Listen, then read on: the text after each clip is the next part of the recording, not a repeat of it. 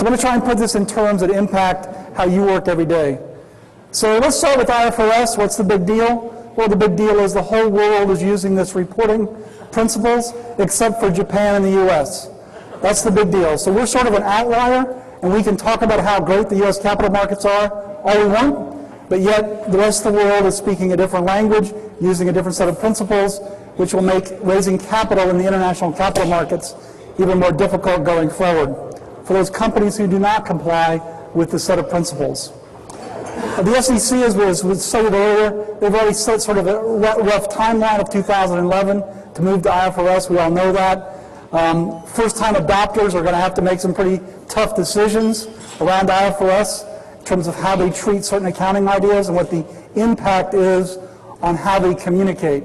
And this is probably just as much about educating our clients as it is about our clients educating their stakeholders and shareholders as to what the differences are. There are some tough decisions to make, but there are some optional exemptions and some mandatory exemptions in terms of things that you can opt in and out of. Those are fairly well documented in the literature, and in this PowerPoint deck, there's a link that takes you directly to those. If you want to use that, you can actually go and study those in more detail. I think the big picture idea here, though, is that the IFRS standards are more principles-based, and U.S. GAAP is more rules-based. So one of the big good news is for accountants is that we're going to go from, what does it say here, 25,000 pages of literature down to something closer to 2,500 pages of literature. So for all those students that have to sit for 150 hours, this sort of means less homework or something like that. But it will probably mean more thinking, because they're going to have to think in principles terms, and it's not going to be laid out in the literature for them to kind of follow the rule cookbook. I think the second big area is the impact of fair value accounting, a fairly well-documented set of issues there in terms of how does that actually roll out and what are the implications in terms of fluctuations period to period. I'm not going to bore you with that. I just want to raise those are the two primary differences. Sort of when you start digging into it, here are the key differences between IFRS and US GAAP. In the appendix to this slide, there's a single slide on each one of these that goes through these in detail. If you'd like to use the deck in your own firms or with anybody else, feel free to do that. But things like LIFO don't exist in IFRS, and so when you migrate to IFRS, you need to make that assessment as when you're going to do that, what the impact is on your tax accounting, because it would also, if you don't use LIFO for book, then you're probably going to be opted out of it for tax purposes. How do you deal with those kinds of migration issues? So this is a laundry listing of the actual key differences from a standards basis. I think there's no real surprises in here, just things you need to be aware of. Here's sort of the big picture list of market considerations. There's no surprises in here, none at all. We have more flexibility in dealing with the international capital markets, easier to benchmark with companies on an international basis, blah, blah, blah. Okay? So how long have we been doing IFRS? How long has the International Accounting Standards Board been around? 30 years. 3 years plus. So how many companies last year reported in IFRS? Is this microphone working? Anybody want to guess? Okay, here, let's do it. We'll do it this way, like an auction. 25,000. Do I hear 25,000? More than 25. More than 50,000. Anybody else say more than 50,000? More than 100,000? We have one more than 100,000. Okay, it's 120,000 companies around the world that reported in IFRS. So how do you feel about that? As a profession, we've been at something 30 years, and we have 120,000 companies who are reported in this format. Do we feel good about that? Well, a lot of people feel great about that, because that's 120,000 companies that are now speaking the same kind of language in terms of how to report information. Come on. It's ridiculous. That's ridiculous. So let's talk about how you define convergence. So is this how you define convergence?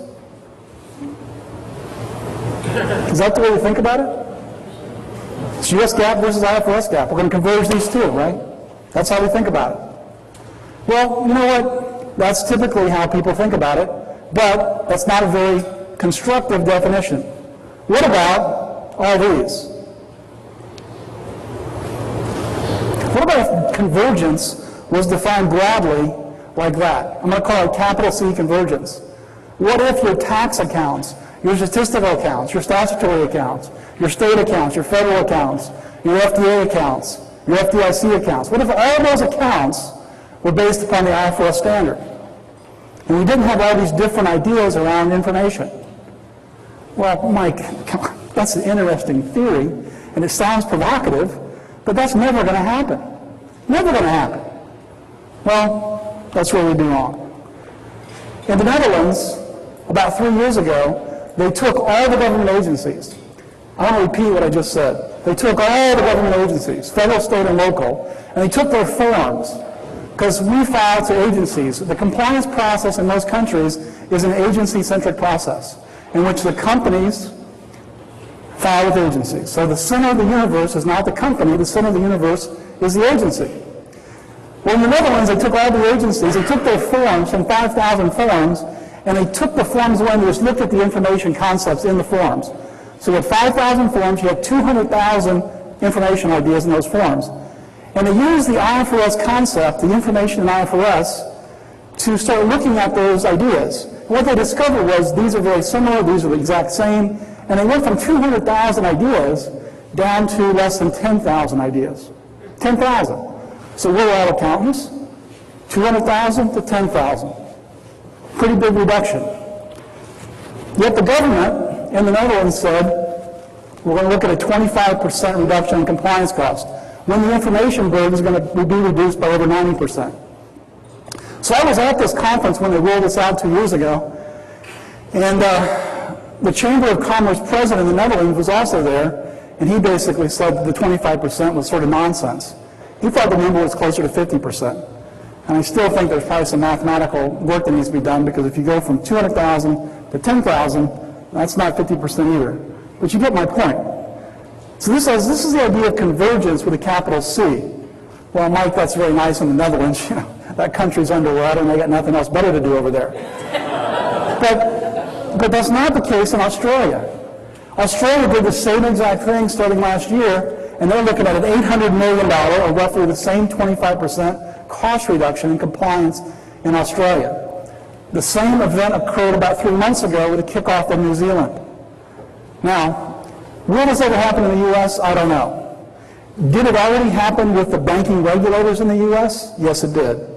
The 5 major banking regulators in the U.S. back in the fall of 2005 took their call report forms, which were disparate, where the banks had to file with each of 5 banking regulators.